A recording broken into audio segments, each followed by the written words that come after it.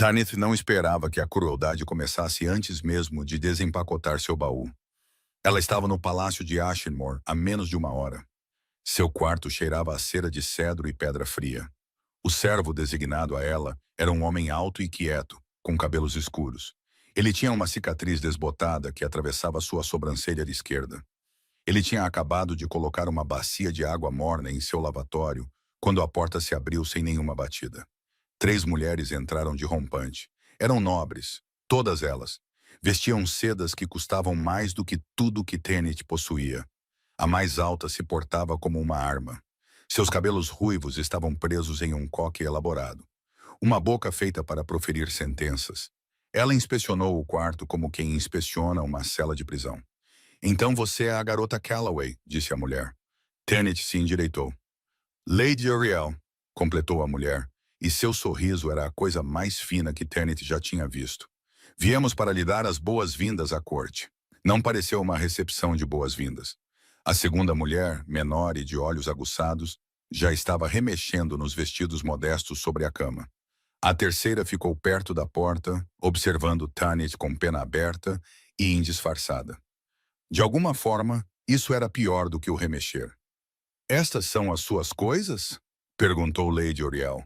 Ela levantou a manga do melhor vestido de Tanith entre 2 dedos, como se pudesse ser contagioso. O rosto de Tanith ardeu. Eu não sabia que haveria uma inspeção. Um brilho passou pela expressão de Uriel. Não exatamente respeito. Mais perto da surpresa de que o rato tinha dentes. Ela soltou a manga e se virou, acomodando-se no parapeito da janela como se fosse dona do quarto. "Suponho que ninguém lhe contou a verdade sobre sua situação", disse Uriel. "Os homens raramente se preocupam com a honestidade quando estão mandando uma garota para ser problema de outra pessoa." Tanith ficou muito quieta. Do outro lado do quarto, perto do lavatório, o servo havia se calado. Não era o silêncio normal de alguém esperando por ordens. Era um tipo diferente. A quietude de um homem ouvindo através de uma parede. "Que verdade seria essa?" Tanith perguntou cuidadosamente. "O rei", disse a mulher de olhos aguçados, acomodando-se na beirada da cama. "Não é o que lhe disseram." "O que me disseram", respondeu Tanith, "foi muito pouco, Lady Uriel riu. "Não foi um som gentil. Então, permita-nos preencher as lacunas. O rei Fenrich de Ashenmore é um bruto. Um senhor da guerra que construiu seu trono sobre os corpos de qualquer um tolo o suficiente para desafiá-lo. Seu temperamento é lendário, e sua misericórdia é um boato que ninguém conseguiu confirmar. Sua última prometida", acrescentou suavemente a mulher perto da porta, "era uma mulher chamada Safara. Ela desapareceu durante a noite. Alguns dizem que ela fugiu. Outros dizem que ela nunca passou dos portões." "A aposta mais segura", continuou Uriel, inclinando-se para a frente, "é que ela está enterrada sob o jardim leste, mas ninguém se atreve a cavar." O quarto ficou frio. As mãos de Tanith se fecharam ao lado do corpo. Ela podia sentir seu pulso batendo em sua garganta, selvagem e rápido. Todo instinto lhe dizia para concordar, para se unir a essas mulheres em horror compartilhado. Porque sobreviver na corte significava fazer aliados. E estas eram as únicas que se ofereciam. Mas uma certeza teimosa e inconveniente, alojada no fundo de sua espinha, a conteve. "Alguma de vocês já o conheceu?" perguntou Tanith. A pergunta caiu como uma pedra em água parada. Uriel piscou. "Conheceu ele?" "O rei", disse Tanith. "Alguma de vocês já falou diretamente com ele?" Sentou-se à sua frente, olhou-o nos olhos e lhe fez uma única pergunta. Silêncio. A mulher de olhos aguçados olhou para Uriel. A mulher perto da porta estudou seus sapatos. "Ouvi uma dúzia de histórias sobre o rei Fenrich desde que cheguei esta manhã", continuou Tanith. Sua voz estava mais firme do que ela se sentia. "E nenhuma delas concorda com as outras. Isso me diz que as pessoas estão adivinhando, não sabendo." Ela respirou fundo. "Não vou condenar um homem com base em fofocas. Não posso verificar se ele é o monstro que vocês dizem que ele é. Descobrirei em breve. E se ele não for, então cada palavra cruel dita sobre ele pelas costas é uma crueldade com a qual vocês terão que viver. Não eu." O silêncio que se seguiu foi absoluto. Lady Uriel a encarou. A boca da mulher de olhos aguçados estava ligeiramente aberta. A mulher perto da porta havia levantado o olhar de seus sapatos e olhava para Tenet com uma expressão que beirava o medo. Nenhuma delas estava olhando para o servo. Tanit estava. Ela olhou para ele instintivamente, do jeito que uma pessoa olha para o único ponto imóvel em uma sala cheia de movimento. E o que ela viu fez sua respiração parar. Sua mão congelou na jarra de água. Seus nós dos dedos estavam brancos. Sua expressão estava completamente vazia. O tipo de vazio que exigia um esforço enorme para manter. E seu olhar estava fixo nela com uma intensidade que fazia o ar entre eles parecer sólido. Então ele piscou, desviou o olhar e pousou a jarra com um clique suave que soou deliberado demais. O momento passou. As mulheres saíram pouco depois. Oriel partiu com um sorriso frio e a promessa de visitá-la em breve. Isso soou mais como uma ameaça. A mulher de olhos aguçados deu a Tanesh um último olhar de pena. A terceira mulher não disse nada. Então restaram apenas Tanesh e o servo, sozinhos no quarto grande. Sinto muito que você tenha tido que presenciar isso, disse Tanesh em voz baixa. Ele ergueu o olhar, surpreso. Minha senhora, a fofoca, a maldade. Você não deveria ter ficado aí ouvindo tudo aquilo. Sua expressão mudou. Uma rachadura sob a superfície, tão breve que ela quase perdeu. Você está se desculpando comigo? Ele disse. Eu não deveria? Ele a estudou por um longo momento. A maioria das pessoas não nota os servos no quarto. A maioria das pessoas não é muito observadora, respondeu Tanit. Outra pausa de silêncio. Seu maxilar se moveu como se ele estivesse mastigando uma palavra que não conseguia engolir. Haverá mais alguma coisa, minha senhora? Ele perguntou finalmente. O registro de sua fala havia baixado, mais áspero agora, despojado de formalidade. Seu nome, disse Tanit. Eu nunca perguntei. Deveria ter perguntado no momento em que você entrou. Ren, ele disse após uma pausa que durou um batimento cardíaco a mais. Ren, ela repetiu. Obrigada pela água, Ren. Ele saiu. Ela ficou sozinha no centro do quarto, o pulso ainda martelando, e tentou entender o estranho peso que se instalava atrás de suas costelas. Havia algo de errado com ele. Não um errado perigoso, apenas errado. Como uma nota tocada na oitava errada que tecnicamente ainda é a nota certa. Naquela noite ela não conseguiu dormir. Deitou-se na cama desconhecida, olhando para o teto, repassando a tarde várias vezes. Pouco antes da meia-noite, ela se levantou e abriu a porta para tomar um pouco de ar. No final do corredor, uma figura se destacava contra uma janela iluminada pela lua, alta, imóvel. Sua postura não era nada parecida com a de um servo. Ele se postava como um homem acostumado a observar tudo abaixo dele. Ele se virou e por um desorientador batimento cardíaco. Seus olhos captaram a luz de forma estranha, um brilho de ouro polido e profundo. Então ele recuou para a sombra e desapareceu. Tanit fechou a porta, pressionou as costas contra ela e tentou respirar. De manhã, uma batida em sua porta trouxe Jorvin, o beta do rei, com um sorriso de desculpas e notícias indesejadas. O rei Fenrich fora chamado para tratar de negócios urgentes na fronteira norte. Ele não chegaria por pelo menos mais uma semana. Tanit seria acomodada enquanto isso. E Ren? Ela perguntou sem pensar. A expressão de Jorvin não mudou, mas uma quietude cuidadosa se instalou por trás de seus olhos. O servo permanecerá designado a você, ele disse suavemente, pela duração de sua partida. Tanit ficou em sua porta, o coração batendo forte, e não conseguia explicar por que a palavra duração parecia uma gaiola se fechando. O acordo, como Jorvin o chamava, era simples. Tanit permaneceria em seus aposentos na ala leste do palácio. Teria acesso aos jardins, à biblioteca e aos salões inferiores. As refeições seriam trazidas para ela.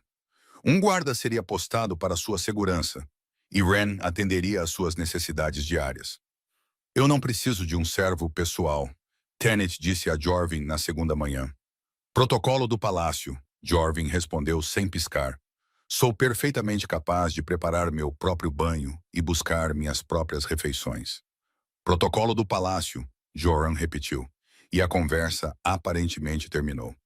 Ren chegava à sua porta todas as manhãs antes do sol nascer completamente. Ele trazia uma bandeja de comida que ela não havia pedido, arranjada com uma precisão que beirava o arquitetônico. Ele servia seu chá sem perguntar como ela o tomava, e no terceiro dia ela notou que ele já havia ajustado. Menos mel, mais leite, Ele estava prestando atenção. Você não precisa fazer tudo isso, disse Tanit, observando-o arrumar um prato de pão quente e pera fatiada. É minha atribuição, minha senhora. É excessivo. Eu cresci em uma alcateia de fronteira. Estou acostumada a comer em pé sobre uma bacia. O canto de sua boca se contraiu. Foi o menor movimento, quase desaparecendo antes de chegar, mas transformou seu rosto por uma fração de segundo em uma expressão humana real. Então considere isso uma melhoria, ele disse. Tanit estreitou os olhos. Havia sagacidade enterrada sob aquela máscara de servo vazia. Ela tinha certeza disso. Os dias caíram em um ritmo. Ren estava lá pela manhã, silencioso e eficiente. Ele desaparecia por períodos à tarde e ela se pegou notando a ausência dele de uma forma que não conseguia justificar. Ele voltava à noite para fechar suas cortinas, atiçar o fogo e perguntar se ela precisava de mais alguma coisa. Ela sempre dizia não. Ele sempre demorava 3 segundos a mais, como se estivesse esperando que ela mudasse de ideia. Ela explorava o palácio durante as ausências dele. A biblioteca era vasta. Suas prateleiras alcançavam tetos abobadados e cheiravam a papel envelhecido e couro. Os jardins eram imaculados, podados com uma severidade que parecia mais militar do que decorativa. Tudo em Ashmore era bonito, preciso e completamente desprovido de calor. Isso a lembrava do homem que o governava, ou pelo menos da versão dele que lhe disseram para esperar. Ela começou a conversar com Ren, não porque esperava respostas, mas porque o silêncio do palácio era sufocante. E ele era a única pessoa que não a olhava com pena, suspeita ou cálculo. Ela lhe contou sobre a Alcateia Calloway, as colinas da fronteira onde cresceu, selvagens, castigadas pelo vento e implacavelmente verdes. A forma como as mãos de seu pai tremeram quando ele lhe contou sobre o acordo com Ashmore. Como ele não conseguia encará-la. Ele não queria me enviar, disse Tanit uma noite, sentada de pernas cruzadas no parapeito da janela enquanto Ren ajustava o fogo. Mas nossa alcateia precisava da aliança. Precisávamos da proteção de Ashmore, e eu era a única coisa de valor que tínhamos a oferecer. A mão de Ren parou no atiçador de ferro. Ele não se virou. É uma posição difícil, ele disse cuidadosamente. É a única posição que já conheci. Ela abraçou os joelhos, ser a coisa que é útil, a coisa que pode ser trocada. O fogo crepitou. Ren se endireitou lentamente e se virou para encará-la. Sua expressão era indecifrável, mas seus olhos continham uma qualidade que ela não conseguia nomear. Um reconhecimento, talvez um saber. O que você acha do rei? Tanit perguntou de repente. Ele ficou imóvel. Minha senhora, você vive no palácio dele. Você anda pelos corredores dele todos os dias. Você deve ter formado uma opinião. Eu sou um servo, Ren respondeu. Minhas opiniões sobre o rei não são relevantes. As opiniões de todos são relevantes, disse Tanit. É assim que se aprende o que é verdade. Você ouve as pessoas que não têm motivo para mentir. O silêncio se estendeu, tenso. O maxilar de Ren se contraiu. Ela observou um músculo saltar sob a cicatriz em sua testa. E por um momento sem fôlego, ela pensou que ele ia lhe contar a verdade. Não uma verdade, a verdade. Ele tenta, disse Ren finalmente. As palavras mal se elevaram acima de um murmúrio. Eu acredito que ele tenta. Foi a coisa mais humana que ele disse desde que se conheceram. E isso pousou em algum lugar profundo dentro dela, e ficou. Ela queria insistir, perguntar o que ele queria dizer, abrir o que quer que estivesse selado por trás daquela expressão cuidadosa e guardada. Mas ele já estava se movendo em direção à porta. Boa noite, minha senhora. Boa noite, Ren. Ele parou na porta, não se virou. O rei não é o que dizem, ele acrescentou em voz baixa. Espero que você se lembre disso quando o conhecer. Então ele se foi, e Tanit ficou olhando para a porta vazia com o coração batendo mais forte do que deveria. Ela não conseguia parar de pensar nisso. A maneira como ele disse, quando você o conhecer, não com incerteza, com um peso que soava quase como pavor. Na noite seguinte, ela estava andando pelo caminho do jardim, perto do muro norte, quando vozes a alcançaram através da sebe. A de Jorvin era inconfundível, mesmo em um sussurro, e uma segunda voz, baixa, autoritária, despojada de toda a nota deferente que ela já ouvira dela. Ren, isso já foi longe demais. Jorvin estava dizendo que ela não é safara. Eu decidirei quando for o suficiente.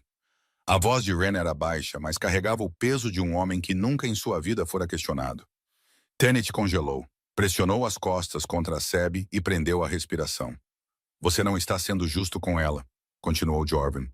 Ou consigo mesmo. Justiça é um luxo que não posso me permitir. Não depois do que aconteceu. O que aconteceu foi a traição de Safara, não a desta garota. Tenet Calloway não fez nada além de provar seu valor todos os dias desde que chegou. Um longo silêncio.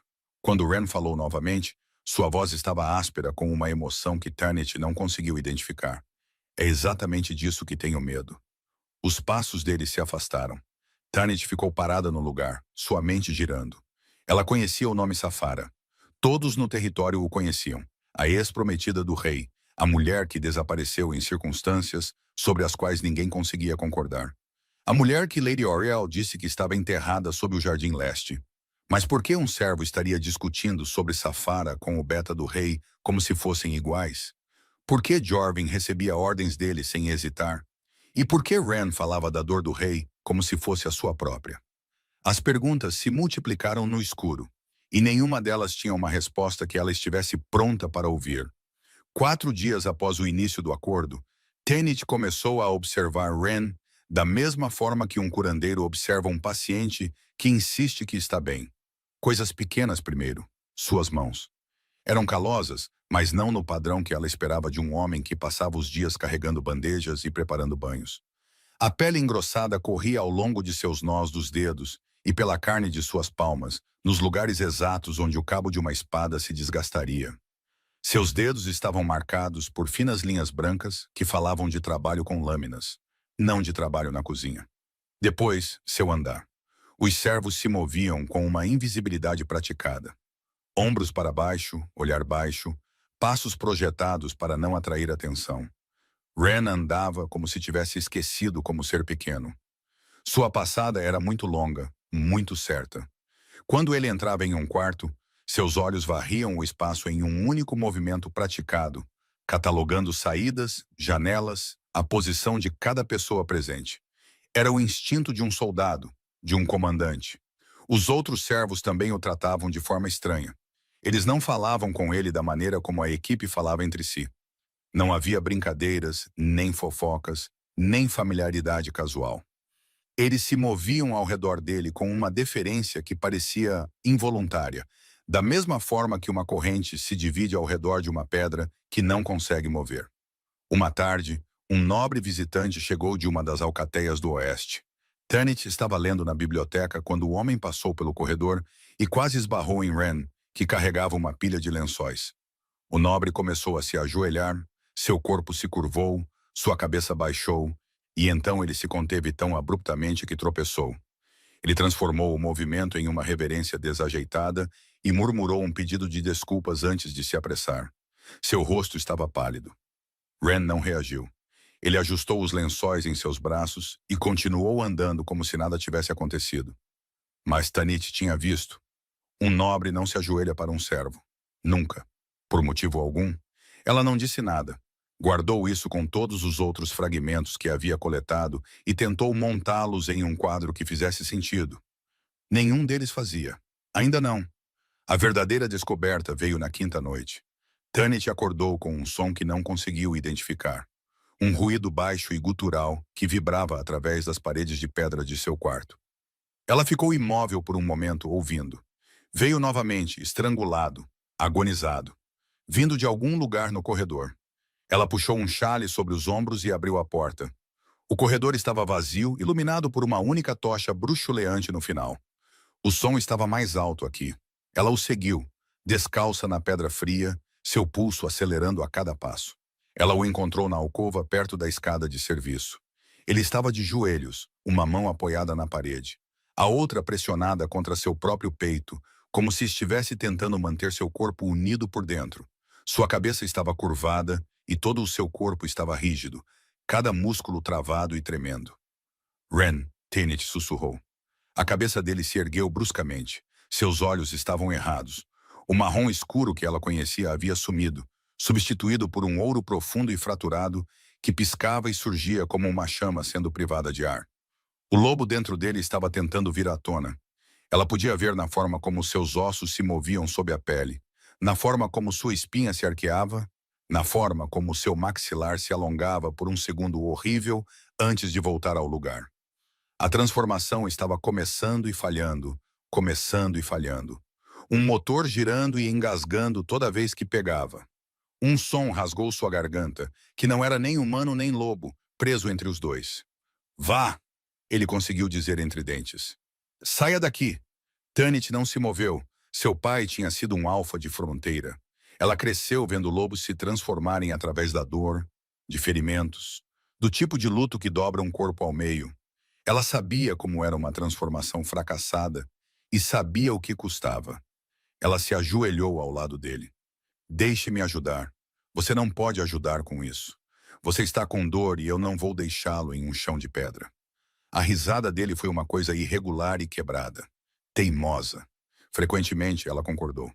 Ela estendeu a mão para o braço dele com a intenção de firmá-lo, e no momento em que seus dedos tocaram sua pele, tudo mudou. O lobo dele surgiu. Não a falha gaguejante e sufocante de antes, mas uma erupção completa e ardente que iluminou seus olhos como duas fogueiras e enviou uma onda de calor rolando de seu corpo. Suas costas se arquearam, sua boca se abriu em um suspiro que era puro alívio não diluído. O som que um homem se afogando faz quando rompe a superfície. Por 3 segundos incandescentes, seu lobo estava lá, totalmente presente, totalmente vivo, queimando por trás de seus olhos com uma ferocidade que roubou o fôlego de Tanit. Então ele desmoronou. O ouro se apagou e morreu. Seu corpo cedeu contra a parede, o peito arfando, o suor escorrendo por suas têmporas. Ele parecia esvaziado, exaurido. Mas por aqueles 3 segundos, ela também sentiu. Uma ressonância profunda em seu próprio corpo, um sino tocado em uma frequência que apenas o laço podia ouvir. Sua loba, quieta e sem graça por toda a sua vida. A loba que ela acreditava privadamente ser defeituosa porque nunca se mexia, nunca pressionava, nunca sequer rosnava, de repente levantou a cabeça dentro dela e uivou. O som era silencioso, interno, mas a abalou até os ossos. O que foi isso? Ela sussurrou. Sua mão ainda estava em seu braço. Ela podia sentir o pulso dele martelando sob as pontas dos dedos, selvagem e desesperado. Ren não a olhava. Sua respiração estava irregular. Sua mão se ergueu e fechou em torno do pulso dela, gentil mas firme, e afastou seu toque de sua pele. Não me pergunte isso, ele disse. Sua voz estava áspera e crua e mal se continha. E se eu quiser? O olhar dele encontrou o dela. O ouro havia sumido, substituído pelo marrom familiar. Mas uma nova emoção vivia por trás deles agora. Medo e desejo, e fúria de si mesmo por desejar. Então você estaria entrando em um lugar do qual não posso protegê-la, ele disse. E eu já falhei em proteger uma mulher que confiou em mim. Ele soltou o pulso dela, levantou-se instável e se afastou sem outra palavra. Tanit permaneceu no chão de pedra fria, sua mão ainda formigando onde o pulso dele havia queimado contra as pontas de seus dedos. Sua loba ainda estava uivando, um som que preenchia cada espaço vazio dentro dela, com um calor que ela nunca conhecera, e um anseio que não conseguia nomear. Ela não dormiu novamente naquela noite. Deitou-se no escuro e ouviu seu próprio batimento cardíaco, e tentou se convencer de que o que sentira era uma coincidência, um truque de adrenalina e proximidade, nada mais. Mas sua loba não parava de uivar, e em algum lugar no palácio ela podia senti-lo. Não ouvi-lo, não vê-lo, senti-lo. Um fio esticado entre seu externo e o dele, vibrando com uma frequência que significava tudo enorme e aterrorizante, e completamente além de seu controle. O que quer que estivesse errado com o servo chamado Ren, Tanit percebeu com uma certeza fria e afundante que já estava fundo demais para se afastar. Um novo ritmo se formou entre eles depois daquela noite no corredor. Embora nenhum dos dois falasse sobre o que aconteceu, Ren ainda chegava de manhã com sua bandeja. Ele ainda servia seu chá com a precisão silenciosa a que ela se acostumara. Ele ainda ajustava o fogo e fechava as cortinas e perguntava se ela precisava de mais alguma coisa. Mas os silêncios entre eles eram diferentes agora, mais pesados, mais quentes, cheios de coisas que nenhum dos dois tinha coragem de dizer em voz alta. Tanit não mencionou os olhos dele. Ela não mencionou o ouro ou a forma como seu lobo havia surgido ao seu toque, ou o som que ele fez quando se libertou por aqueles 3 segundos impossíveis. E ela não mencionou o uivo que ainda ecoava dentro dela toda vez que ele entrava no quarto. Mas ela o observava e ele a observava de volta. A rotina se aprofundou. Ele começou a chegar mais cedo, antes do amanhecer, quando a luz ainda era fina e cinzenta. Ela suspeitava que ele não estava dormindo. As sombras arroxeadas sob seus olhos ficavam mais escuras a cada dia que passava, e o controle cuidadoso que ele mantinha sobre seu corpo parecia exigir mais esforço. Ele se movia mais devagar agora, se mantinha mais rigidamente, um homem agarrando as bordas do que o estava puxando para baixo. Na 7ª manhã, ele trouxe um feixe de artemísia seca ao lado de sua xícara de chá. Tanit olhou para ele por um longo momento antes de erguer o olhar para ele. Como você sabia? Você mencionou, disse Wren, 3 dias atrás. Você disse que os jardins do palácio tinham de tudo, exceto a artemísia, e que era a única erva que sua mãe sempre mantinha em estoque. Ela havia mencionado isso uma vez, de passagem, enquanto falava de um assunto totalmente diferente. Você se lembra disso? Ela perguntou. Ele não respondeu. Ele pousou o bule e se virou para o fogo, e Tanit olhou para a parte de trás de sua cabeça e sentiu um calor perigoso florescer atrás de suas costelas. O lento degelo continuou. Ela começou a testá-lo gentilmente, empurrando as bordas de seu disfarce sem entender completamente o que estava empurrando. Ela fazia perguntas projetadas para enganar um servo. O que você acha das disputas na fronteira norte? Ela perguntou uma tarde, enquanto separava ervas secas em sua mesa. Acho que estão acima da minha posição, minha senhora. Isso não é uma resposta. É uma resposta apropriada. É uma resposta covarde, disse Tanit, e observou seu maxilar se contrair. Você tem opiniões, Wren. Eu as vi sentadas atrás de seus dentes toda vez que você as engole. Qual é o sentido de ter uma mente se você se recusa a usá-la na minha frente? A máscara rachou. Ela viu acontecer. A superfície se partindo ao longo de uma falha que ele não sabia que existia. As alcateias do norte estão se exibindo, ele disse, sua voz caindo para um registro que ela nunca tinha ouvido dele antes. Baixo, seguro, autoritário. Eles pressionam porque acreditam que o trono está distraído. Se Ashenmore enviasse apenas uma única companhia para o Passo de Gravel, a exibição pararia em uma semana. Tanit piscou para ele. Essa é uma opinião militar extremamente específica para um homem que carrega roupas de cama. A cor sumiu de seu rosto. Ele se conteve, mais tarde demais. As palavras já estavam no ar. Eu ouço, ele disse rigidamente. Os guardas conversam. Guardas não discutem destacamentos de tropas no passo de Greyville. São guardas muito indiscretos, ele ofereceu. Apesar de si mesma, Tanit quase riu. O absurdo de sua deflexão, a recusa absoluta em ceder mesmo quando ambos sabiam que ele havia sido pego, era tão teimosamente ridículo que se tornou cativante. Silêncio. Ele pegou a bandeja de chá vazia e saiu sem outra palavra. Mas o dano estava feito e ambos sabiam disso. Ela não insistiu naquela noite. Em vez disso, contou-lhe sobre sua infância, as colinas da fronteira, o som dos lobos uivando ao entardecer no vale. A maneira como sua mãe costumava secar lavanda em feixes sobre a lareira da cozinha, e como a casa inteira cheirava a roxo no verão. Ela morreu quando eu tinha 11 anos, disse Tanit em voz baixa. Uma febre passou pela alcateia e a levou, junto com outros 6, antes que alguém entendesse com o que estávamos lidando. Wren estava sentado na cadeira perto do fogo. Uma postura que gradualmente substituiu sua posição rígida em pé nos últimos dias. Suas mãos ainda estavam em seu colo. Sua atenção estava fixa nela com uma gravidade tão absoluta que parecia física. É por isso que você aprendeu a curar, ele disse. Não era uma pergunta. Eu não pude salvá-la, respondeu Tanit. Então decidi que salvaria todos os outros. Arrogante, eu sei, não arrogante, ele disse suavemente. Corajosa. A palavra pousou em seu estômago e ficou lá, brilhando. Ela olhou para as mãos para esconder o calor que subia por seu pescoço. Estou com medo, sabe? Ela disse e a admissão saiu antes que pudesse impedi-la. Do rei de conhecê-lo. E se ele não me quiser? E se eu não for suficiente? O silêncio que se seguiu foi tão carregado que ela podia senti-lo pressionando sua pele. Você é suficiente, disse Ren. As palavras saíram ásperas, quase quebradas. Você é mais do que suficiente. Ela ergueu o olhar. Ele estava inclinado para a frente na cadeira, os cotovelos nos joelhos, sua expressão despojada de toda defesa. A máscara de servo havia desaparecido completamente. O que restava era cru e aberto e cheio de uma dor que fez sua boca secar. Então ele piscou. A máscara voltou ao lugar tão rápido que pareceu violento.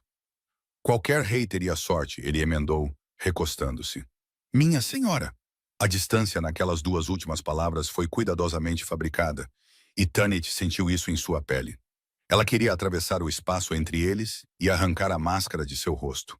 Queria exigir que ele parasse de fingir, de se esconder, de representar o que quer que fosse isso, monstruoso. Em vez disso, ela disse boa noite e o observou sair, e ficou acordada por horas ouvindo o uivo de sua própria loba e a dor que se aprofundava a cada dia que passava perto do homem que se chamava Ren. A curandeira chegou no 9º dia. Seu nome era Brindis, e ela tinha o tipo de rosto que sugeria que já vira tudo o que o mundo podia produzir e permanecia impassível a tudo isso.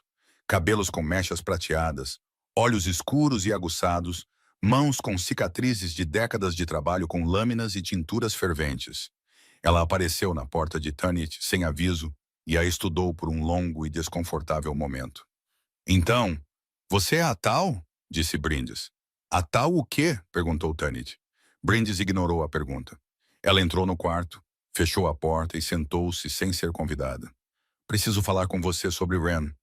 O estômago de Tanit afundou. Ele está bem? Brindis inclinou a cabeça. Isso depende de como você define bem. Ela cruzou as mãos no colo. O homem que você conhece como Ren tem uma condição. Não tenho liberdade para explicar suas origens, mas posso lhe dizer que tem piorado há 13 meses. O lobo dentro dele está morrendo, separado dele por uma força que não consegui curar. As palavras a atingiram como um golpe. Tanit agarrou a borda de sua mesa, morrendo lentamente. Brindis confirmou, dolorosamente. Os episódios que você presenciou no corredor só vão piorar. Se não for tratado, a separação o matará em meses. O quarto girou. Tanit pressionou as palmas das mãos na madeira e se forçou a respirar. Por que você está me dizendo isso? Brindis a estudou. Porque o lobo dele respondeu a você.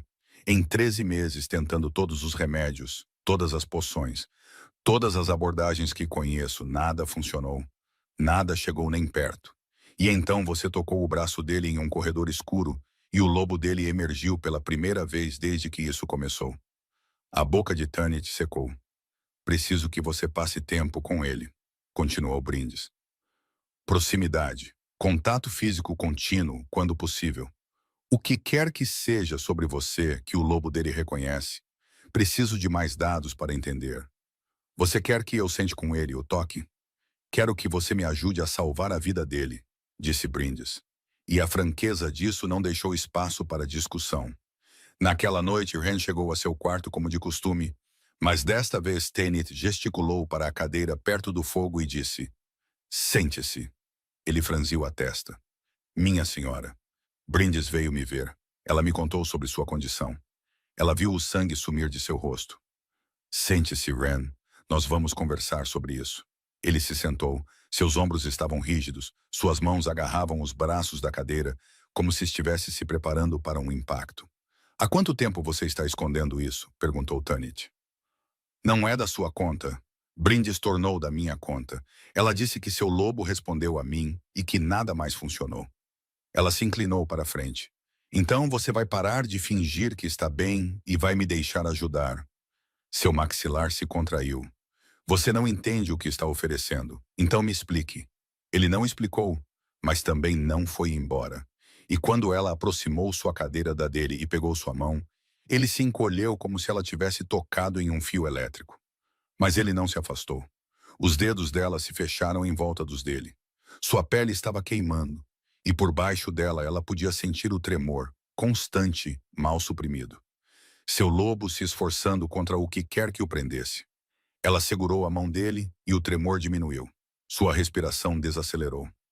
A linha rígida de seus ombros se suavizou um pouco, depois mais um pouco, e a expressão guardada em seu rosto se desfez. Eles ficaram sentados assim por 1 hora. Ela falou. Ele ouviu. Ela lhe contou sobre as plantas que ele estava estudando, sobre um remédio que estava experimentando para a fadiga muscular, sobre a raposa que vira no jardim naquela manhã. Coisas comuns, coisas seguras. E lentamente, o muro entre eles se afinou. Tornou-se o ritual deles. Todas as noites, as mesmas cadeiras, o mesmo fogo, a mão dela na dele. O contato o estabilizava de maneiras que nenhum dos dois entendia completamente, e a intimidade disso se tornava insuportável gradualmente. Ela podia sentir o pulso dele através das pontas dos dedos. Aprendeu o ritmo de sua respiração quando ele estava calmo versus quando estava lutando contra um episódio. Aprendeu o momento exato em que seu lobo se agitava, uma mudança sutil em sua temperatura, uma aceleração de seu batimento cardíaco. E aprendeu que, se apertasse mais forte naquele momento, seu lobo se acalmaria em vez de surgir. Na quarta noite desse arranjo, o episódio dele veio sem aviso. Sua mão se fechou em torno da dela com tanta força que ela ofegou. Sua cabeça caiu para frente, sua espinha se arqueou, e um som rasgou sua garganta, que fez todos os pelos de seu corpo se arrepiarem. O lobo dentro dele estava lutando para emergir com uma violência que ela não sentira antes. Tanit fez a única coisa que fazia sentido. Ela deixou sua cadeira e se ajoelhou na frente dele, segurando seu rosto com as duas mãos. "Olhe para mim", ela disse. "Ren, olhe para mim." Seus olhos se abriram, dourados, flamejantes, ouro derretido e fraturado.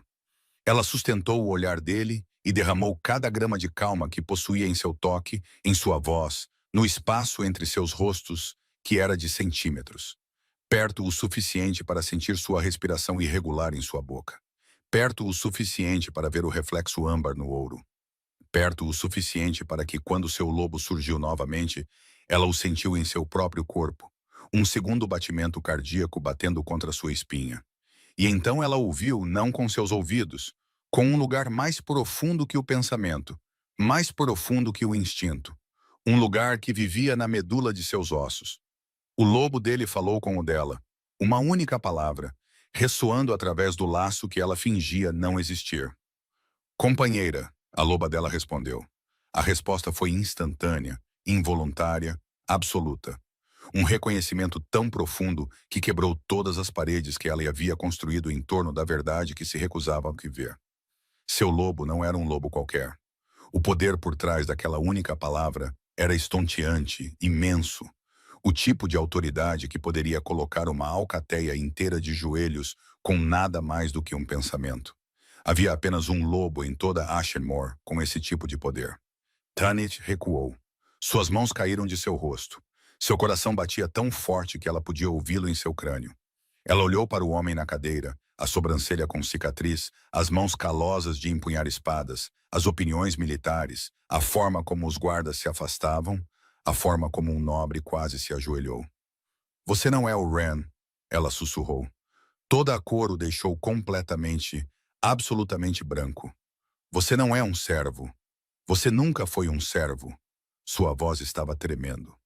"Você é ele. Você é o rei." Ele não negou. Ele sentou-se na cadeira com as marcas de suas mãos ainda queimando em suas bochechas e não disse nada. E seu silêncio foi a confirmação mais alta que ela já ouvira. Tanit levantou-se e andou para trás, até suas costas baterem na parede. Suas pernas tremiam. Suas mãos tremiam. Tudo dentro dela tremia com uma fúria tão enorme que não deixava espaço para o ar. "Por quanto tempo?" ela perguntou. Sua voz saiu plana e estranha. "Por quanto tempo você ia continuar com isso?" Fenrir levantou-se da cadeira lentamente, as mãos abertas ao lado do corpo. "Tanit, deixe-me explicar." "Explicar." A palavra saiu afiada o suficiente para cortar vidro. "Você esteve em meus quartos todas as manhãs por 9 dias. Você me trouxe chá. Você me ouviu falar sobre minha mãe morta. Eu lhe disse que estava com medo." Sua voz falhou e ela odiou isso. "Eu lhe disse que estava com medo de não ser suficiente para o rei.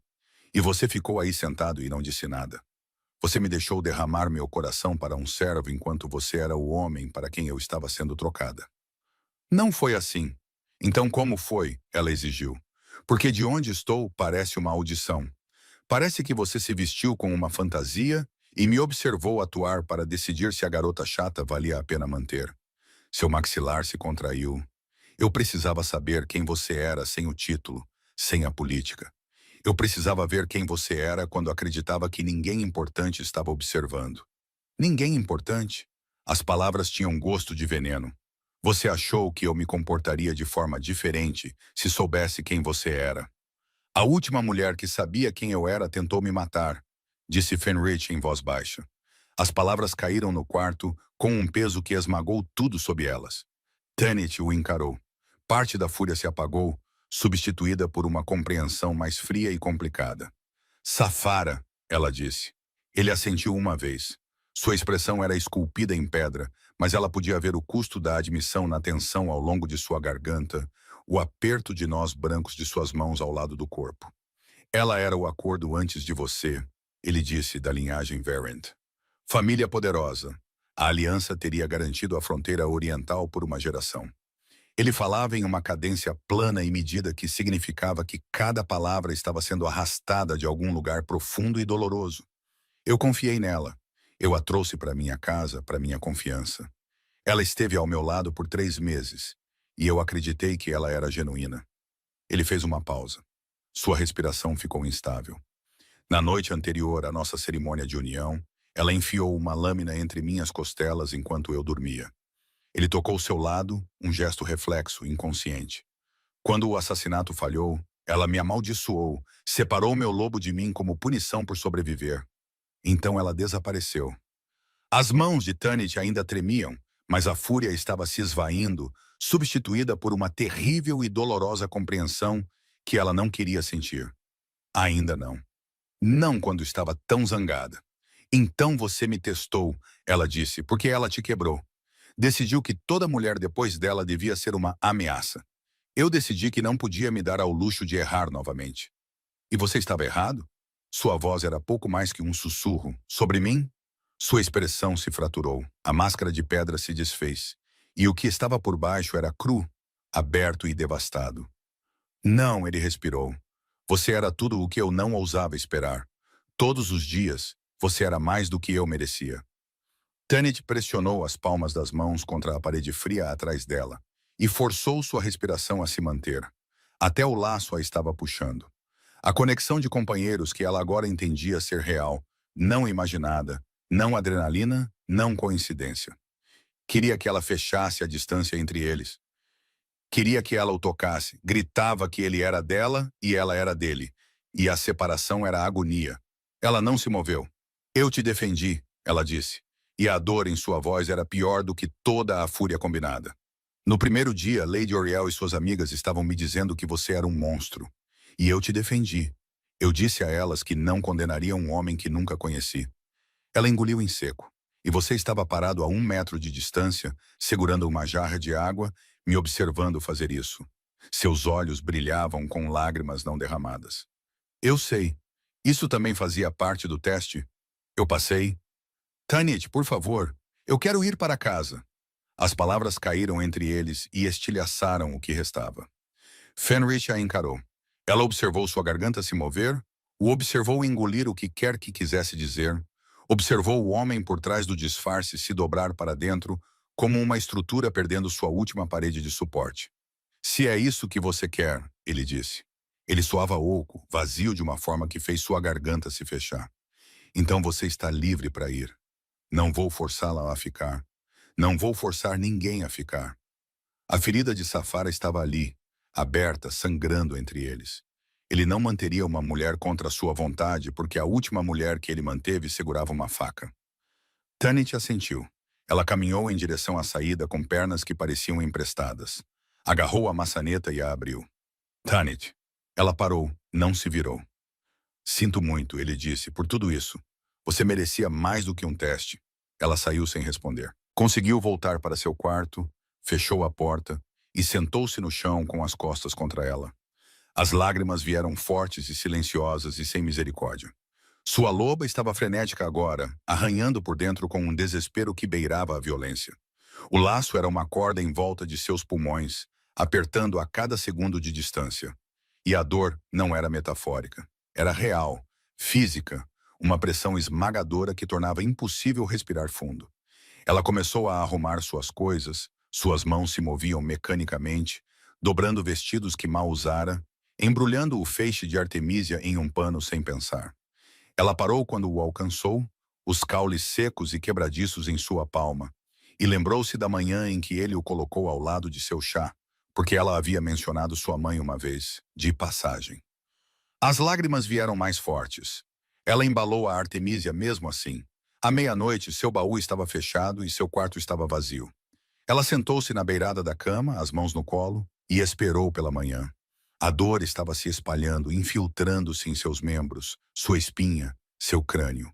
Uma dor de cabeça floresceu atrás de seus olhos. Suas mãos tremiam quando ela tentava mantê-las paradas.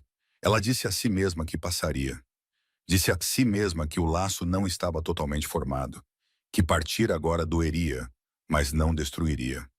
Mas em algum lugar no palácio ela o sentia, uma presença vasta, escura e em colapso. Seu lobo estava morrendo, e ela era a única pessoa no mundo cujo toque o trouxera de volta. E ela estava prestes a sair pelos portões e deixá-lo para morrer. Sua loba se jogou contra sua espinha com tanta força que ela se dobrou. Pressionou a testa nos joelhos e sussurrou. Eu sei, eu sei. Mas ela não desfez as malas. 3 dias se passaram. Tanit não foi embora. Ela disse a si mesma que era logística. A fronteira ficava a uma viagem de 7 dias e nenhuma escolta havia sido arranjada. Ela disse a si mesma que estava esperando pelo tempo, por notícias de seu pai, pelo momento certo. Ela disse a si mesma qualquer coisa que não fosse a verdade. A verdade é que ela não conseguia se levantar sem que o quarto girasse. A verdade é que as dores de cabeça se tornaram constantes. Uma pressão moente atrás de seus olhos que nenhuma quantidade de casca de salgueiro conseguia tocar. A verdade é que sua loba parou de uivar e começou a choramingar. Um som baixo e lamentoso dentro dela que nunca parava, nem mesmo durante o sono. Ela não via Fenrich desde a noite em que deixou seus aposentos. Evitava os corredores por onde ele poderia passar. Comia sozinha em seu quarto, embora mal conseguisse comer. Sentava-se perto da janela e olhava para o pátio abaixo e tentava se convencer de que o peso esmagador em seu corpo era desgosto, não uma sentença de morte. No segundo dia, suas mãos começaram a tremer. Não de emoção, de uma falha mais profunda que a emoção. Como se seu corpo estivesse perdendo a capacidade de se manter unido. Ela deixou cair uma xícara de chá e a viu se estilhaçar no chão de pedra, e não conseguiu reunir energia para limpá-la. Agarrou a borda da mesa e observou seus dedos tremerem, e não conseguiu fazê-los parar. Na terceira manhã, ela tentou ir embora. Conseguiu chegar até a escadaria principal antes que o laço a agarrasse com tanta violência que ela cambaleou. Sua visão ficou branca nas bordas. O chão se aproximou e ela se segurou no corrimão com as 2 mãos, os joelhos dobrando, a respiração vindo em goles rasos e desesperados. Cada passo em direção ao portão parecia caminhar para uma parede de fogo. Sua loba estava gritando, um protesto silencioso e agonizado que vibrava por cada nervo. Ela deu mais 4 passos antes de desmaiar. Um guarda a encontrou no patamar, encolhida de lado, tremendo. Ela foi levada para a enfermaria. Ela não se lembrava da maior parte da jornada. Quando abriu os olhos, Brindis estava de pé sobre ela, e a expressão da curandeira era a coisa mais assustadora que Tanit já vira. Não raiva, não pena, luto. Há quanto tempo isso está acontecendo? Perguntou Brindis. Estou bem. Você está pálida. Suas pupilas estão desiguais. E você desmaiou tentando descer uma escada. Brindis puxou uma cadeira para o lado da cama e sentou-se pesadamente. Você tentou ir embora. Não foi uma pergunta. Tanit fechou os olhos. Brindis pressionou os dedos no pulso de Tanit, contando sua pulsação. Sua boca se contraiu. Ela verificou a temperatura de Tanit, o tremor em suas mãos. A maneira como seus olhos lutavam para acompanhar o movimento. Cada exame tornava sua expressão mais sombria. Você sabe o que é isso, disse Tanit em voz baixa. Eu sei exatamente o que é isso. Brindis retirou as mãos e recostou-se. Um laço de companheiros incompleto sob estresse extremo. Sua loba está se despedaçando, tentando alcançá-lo. Se você tivesse passado por aqueles portões, o laço a teria rasgado por dentro antes que você chegasse à fronteira. Você não teria sobrevivido à jornada. Ela fez uma pausa. Nem ele. As palavras pousaram sobre o quarto como cinzas. Você poderia ter mencionado isso antes de eu fazer minhas malas. Tanit sussurrou. Você não perguntou. Brindis cruzou os braços. Você estava muito ocupada estando furiosa. Com razão, mas a fúria não muda a biologia. E a biologia está atualmente tentando te matar. Tanit pressionou as palmas das mãos no colchão para parar de tremer. Como ele está? A curandeira ficou em silêncio por um longo momento. Pior que você, ela disse finalmente. O lobo dele já estava morrendo antes de você chegar. Sua presença foi a única coisa que retardou a decadência. Sem você, os episódios se tornaram constantes. Ele desmaiou em seu escritório ontem de manhã e se recusou a deixar alguém se aproximar. O estômago de Tanit se revirou. Recusou-se? Ele me dispensou quando tentei tratá-lo, disse a Jorvin para deixá-lo em paz. Ele parou de comer. Mal fala. Brindis fez uma pausa e, quando falou novamente, sua voz tinha um tom que soava perigosamente perto de luto. Eu servi a linhagem Ashgrove por 30 anos. Eu trouxe aquele menino ao mundo com minhas próprias mãos e estou vendo ele morrer aos poucos porque ele acredita que merece. As palavras atingiram Tanit com a força de um soco. O que você quer dizer com ele acredita que merece? A maldição de Safara não é apenas magia. Brindis é um espelho.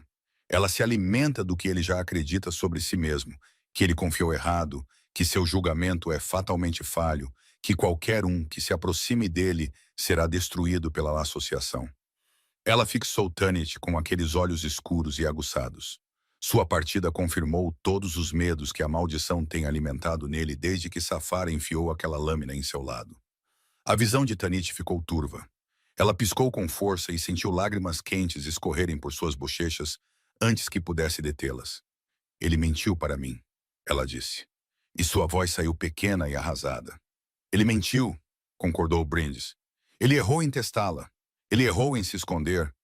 Mas ele também era um homem que teve uma lâmina enfiada entre as costelas pela mulher que amava. E quando ele acordou sangrando em sua própria cama, o primeiro pensamento em sua mente não foi raiva. Foi: o que eu perdi? Que sinal eu deveria ter visto? Como me certifico de que ninguém mais se machuque assim? Brindis se inclinou para a frente. O disfarce não foi crueldade, criança. Foi o terror usando uma máscara. Jorvin apareceu na porta. Ele parecia não ter dormido há dias. A compostura que ela associava a ele estava gasta o suficiente para se ver através dela. Ele avaliou a cena e sua boca se contraiu. Ela tentou ir embora. Brindis lhe disse. Jorvin fechou a porta atrás de si e encostou-se nela. O rei a liberou oficialmente do acordo. Ele disse que ela está livre para ir. Ele assinou os papéis esta manhã. Tanit o encarou. Mesmo agora, mesmo morrendo.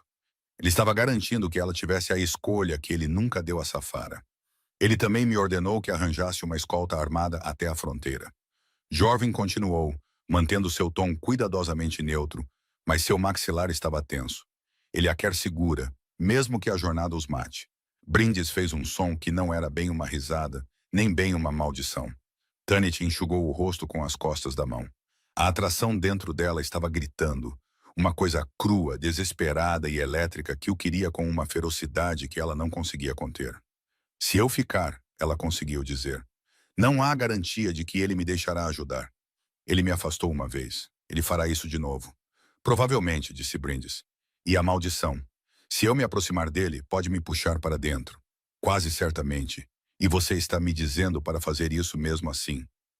Brindis a olhou firmemente. Estou lhe dizendo quais são suas opções. Você pode ir embora e morrer na estrada. Você pode ficar e manter distância e vê-lo morrer na sua frente.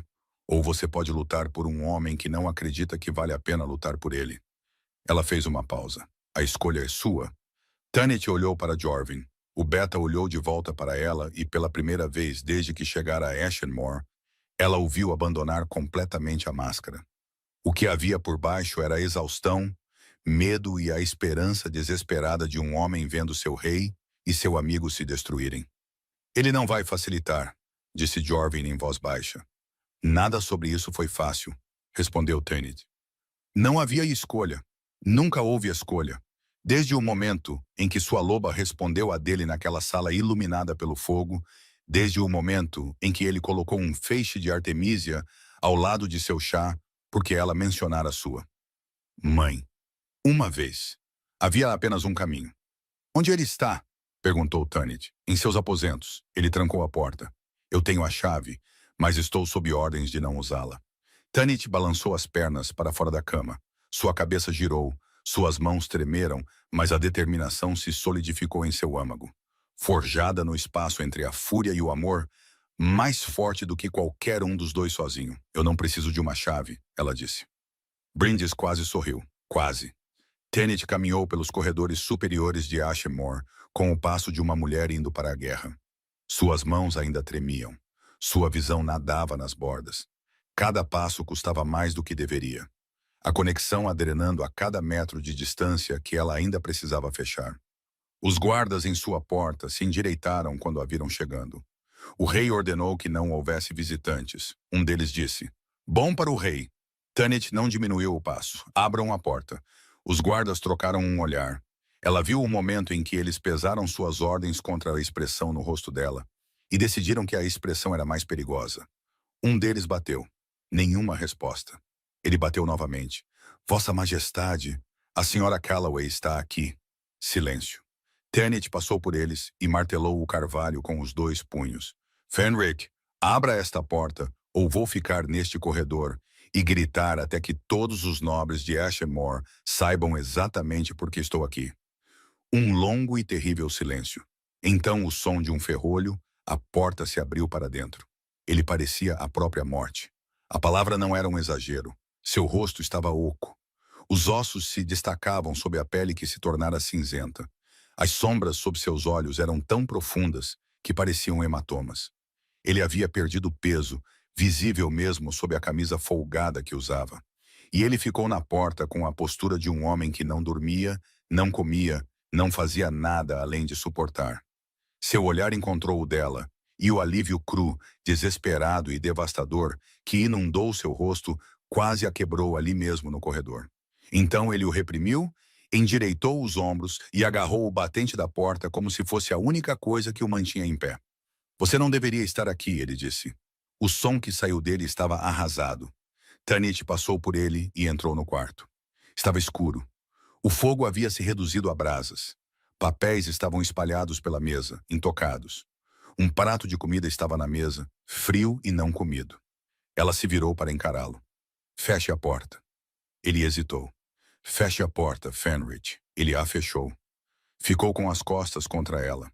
E mesmo do outro lado do quarto, ela podia ver o tremor percorrendo seu corpo, o tremor constante de um lobo tentando se libertar e falhando. Você me testou, disse Tanit. Sua voz estava firme. Ela a manteria firme. Você mentiu para mim. Você me observou abrir minha alma para um homem que eu achava seguro. E o tempo todo, você era a única pessoa neste palácio de quem eu tinha mais motivos para temer. Ele se encolheu. Cada frase o atingiu como um golpe, e ela o observou absorvê-las sem se defender. Eu estava furiosa com você, ela continuou. Ainda estou furiosa com você. Parte de mim pode sempre estar furiosa com você. Mas preciso que você ouça o que estou prestes a dizer. Porque só vou dizer uma vez. Ela o atravessou o quarto. Ele se pressionou mais contra a porta, mas não havia mais para onde recuar. Ela parou na frente dele, perto o suficiente para sentir o calor que emanava de seu corpo. Perto o suficiente para sentir o cheiro dele. E o cheiro quase dobrou seus joelhos porque cada molécula dela o reconhecia como lar. O homem que me trouxe Artemisia porque mencionei minha mãe uma vez, não é um homem de quem eu possa me afastar. Sua voz falhou e ela deixou falhar. O homem que sentou em uma cadeira perto do meu fogo todas as noites e segurou minha mão porque era a única coisa que mantinha seu lobo vivo, não é um homem que merece morrer sozinho em um quarto trancado. Sua respiração estava irregular. Seus olhos estavam brilhantes e úmidos, e fixos nela, com uma intensidade que queimava. Você me machucou, ela disse, e nós vamos lidar com isso. Mas eu não sou Safara. Não vou enfiar uma lâmina em você. Não vou desaparecer. Estou bem aqui e estou escolhendo você. Não por causa do laço, não por causa do acordo. Não porque minha alcateia precisa de sua proteção. Ela estendeu a mão e pressionou a palma contra o peito dele, sobre o coração. e o sentiu bater contra sua mão com uma ferocidade que correspondia à sua. Porque você é meu e eu sou sua, e cansei de fingir o contrário. A máscara se estilhaçou, o controle, a distância, as paredes cuidadosas que ele mantivera desde o momento em que ela o confrontou. Tudo se desfez de uma vez, e o que restou foi um homem em dor insuportável, buscando a única pessoa que poderia acabar com ela. Suas mãos se ergueram e embalaram o rosto dela, as palmas ásperas e quentes contra suas bochechas, os polegares afastando lágrimas que ela não percebera que estavam caindo.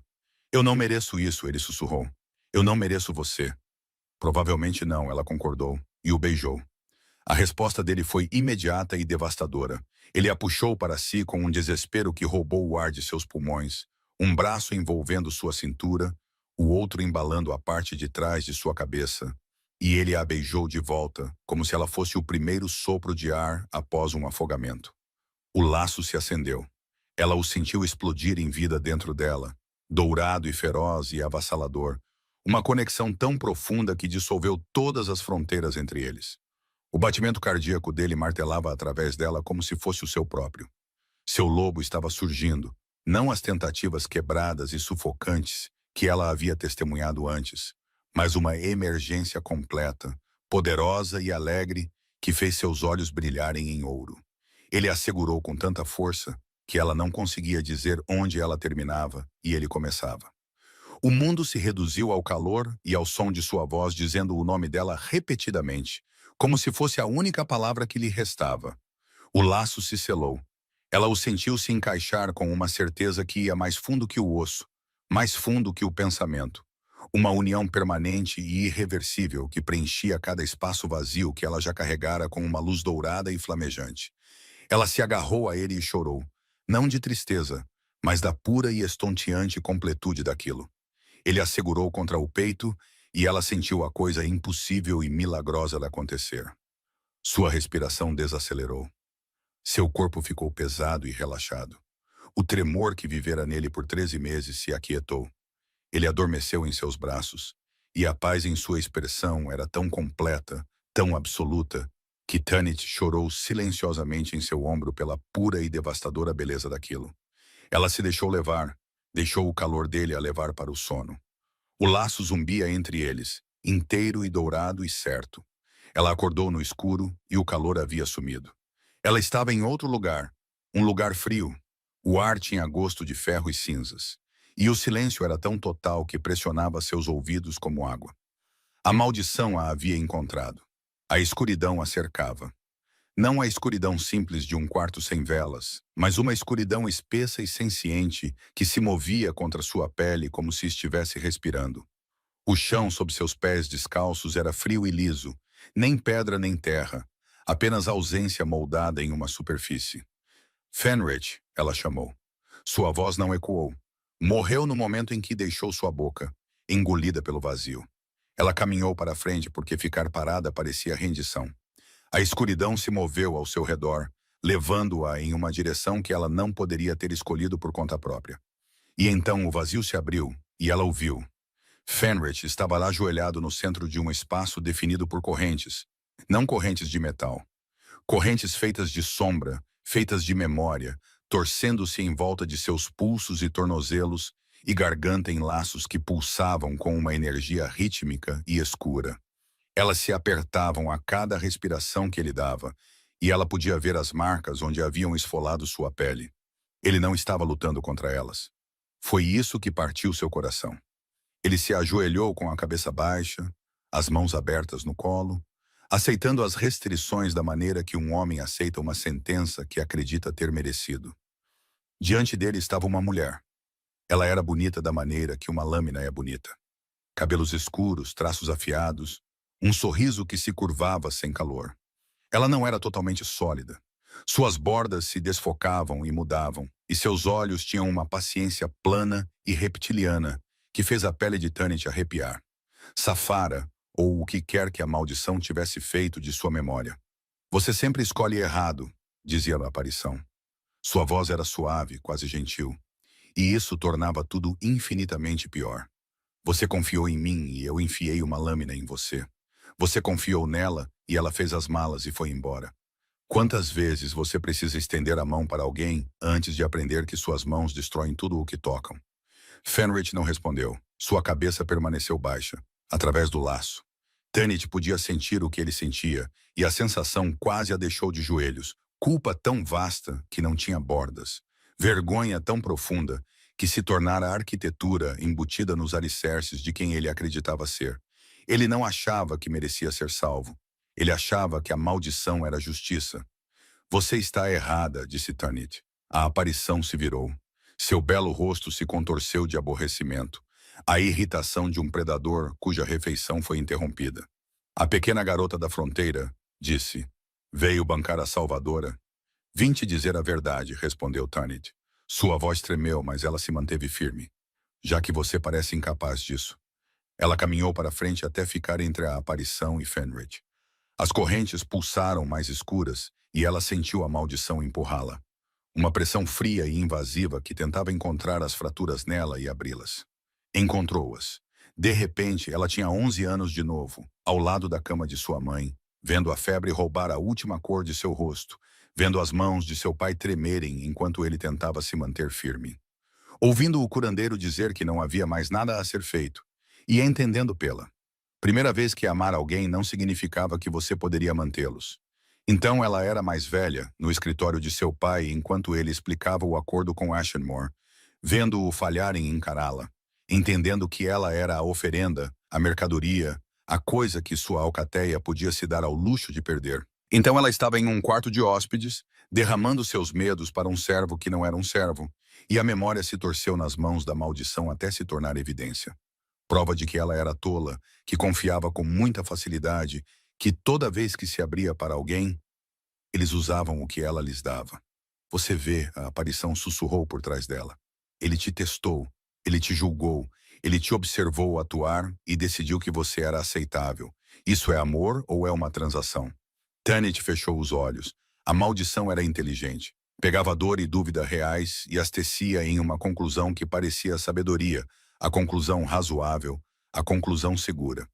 Mas Tanit passara a vida inteira sendo razoável e segura, e isso a levara até aqui, a um vazio feito da culpa de um homem, lutando por ele porque ninguém mais o faria.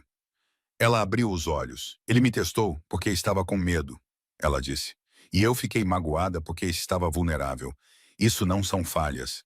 É o que acontece quando duas pessoas que foram quebradas tentam se alcançar. Ela se virou para Fenrich e se ajoelhou na frente dele. As correntes se contorceram, apertando, e ela sentiu a maldição bater contra ela através do laço, tentando empurrá-la para fora, tentando cortar a conexão. Ela agarrou as mãos dele. As correntes queimaram onde tocaram sua pele, frias o suficiente para queimá-la, mas ela se segurou. Olhe para mim, ela disse. A cabeça dele se ergueu lentamente. Seus olhos estavam opacos, o ouro completamente ausente. Seu lobo tão profundamente enterrado que o laço mal conseguia detectá-lo. Ela te amaldiçoou porque você sobreviveu, disse Tanit. Porque mesmo com uma lâmina em suas costelas, você não morreu. Você se levantou, continuou governando, continuou protegendo seu povo. Isso não é uma fraqueza. Fenrich, essa é a coisa mais forte que eu já vi. As correntes piscaram. Uma rachadura fina percorreu a mais próxima. E você veio a mim disfarçado porque estava apavorado. Porque da última vez que abriu seu coração, quase te matou. Sua voz falhou, mas ela continuou. Eu entendo isso agora. Me machucou, mas eu entendo e te perdoo. Outra rachadura mais profunda desta vez. A aparição atrás dela sibilou. Minha mãe morreu porque algumas coisas estão além do nosso controle, continuou Tanit, suas lágrimas caindo livremente agora. Meu pai me trocou porque às vezes o amor parece sacrifício. E você se escondeu atrás da máscara de um servo porque às vezes as pessoas mais corajosas são as mais medrosas. Ela apertou as mãos dele até seus nós dos dedos ficarem brancos. Mas você não precisa se esconder de mim. Não mais. Nunca mais. Os dedos de Fenrich se apertaram em volta dos dela. Seus olhos estavam se enchendo de uma nova luz. Não ouro. Não seu lobo. Esperança frágil e aterrorizada e estendendo-se para ela, como uma mão estendida no escuro. Eu te testei, ele sussurrou, e você foi real a cada momento, cada palavra. Sua voz se quebrou. Como posso confiar que não vou estragar isso? Você não confia, disse Tanit. Você escolhe isso todos os dias. Mesmo quando é difícil, mesmo quando a dúvida volta, você escolhe ficar e eu escolho ficar. E continuamos escolhendo até que a escolha se torne fácil. A corrente se estilhaçou. O som foi enorme. Meses de um trovão que dividiu o vazio de ponta a ponta e fez os fragmentos de sombra se dissolverem em nada. O grito de cinzas. Não a voz de Safara. Um som mais antigo, um som desumano. O grito de morte de uma maldição que se alimentara da culpa de um homem por 13 meses e finalmente fora faminta. Fenrich caiu para frente em seus braços. Ela o pegou, o segurou, sentiu seu corpo tremer, enquanto tudo o que ele carregava se abria e jorrava dele. Ela pressionou o rosto contra o cabelo dele e se segurou. Eu te peguei, ela sussurrou. Eu te peguei. O vazio se dissolveu. A luz jorrou de todas as direções, e sob suas mãos ela sentiu seu lobo surgindo para cima, não quebrado, não gaguejante, inteiro e flamejante. E magnífico. Ele irrompeu através dele como um nascer do sol, e seus olhos se abriram, dourados e claros e cheios de uma paz que ela nunca vira neles antes. Eles acordaram juntos na cama dele, entrelaçados, o laço zumbindo entre eles como uma canção. Fenrich estava chorando, sorrindo e chorando. Ele segurou o rosto dela em suas mãos e olhou para ela como se ela fosse a primeira coisa boa que o mundo já lhe oferecera. Obrigado, ele respirou. Tanit beijou sua testa, suas bochechas, a cicatriz em sua sobrancelha. De nada, ela disse. Mas você ainda me deve um pedido de desculpas pelo incidente da jarra de água. Ele riu, uma risada real, completa, aberta, que sacudiu todo o seu corpo. E ela o segurou enquanto ele ria e chorava e se deixava finalmente ser segurado. A maldição não desapareceu da noite para o dia. Algumas manhãs, Fenrich acordava rígido e ofegante, o fantasma das correntes ainda envolto em sua memória.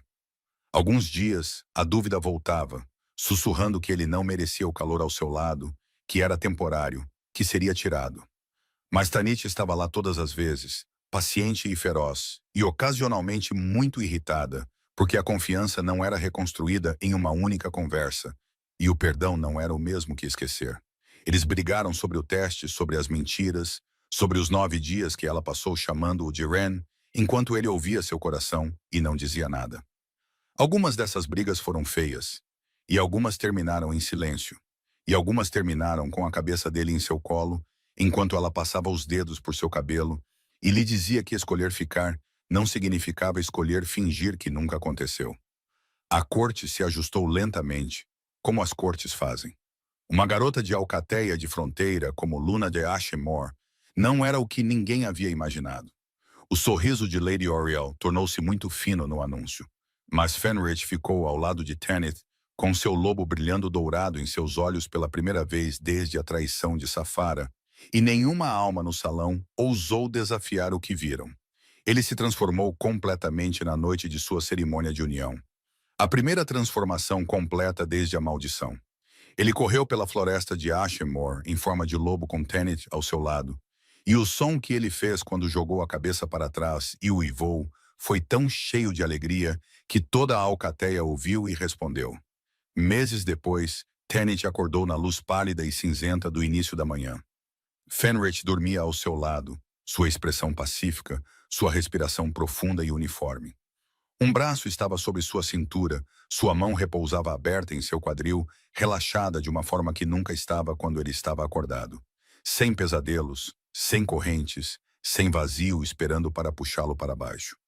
Ela o estudou por um longo e silencioso momento, a cicatriz em sua sobrancelha, a boca que era mais suave no sono do que ele jamais permitiria que fosse enquanto consciente. O homem que viera até ela vestido de servo porque tinha muito medo de vir como ele mesmo. Ela pressionou um beijo em seu ombro e se acomodou de volta contra ele. O braço dele se apertou em volta dela durante o sono, puxando-a para mais perto, e um som baixo e contente ressoou em seu peito. Lá fora, os primeiros pássaros cantavam sobre Ashmore. Tanith fechou os olhos e se deixou ser segurada, e eles dormiram.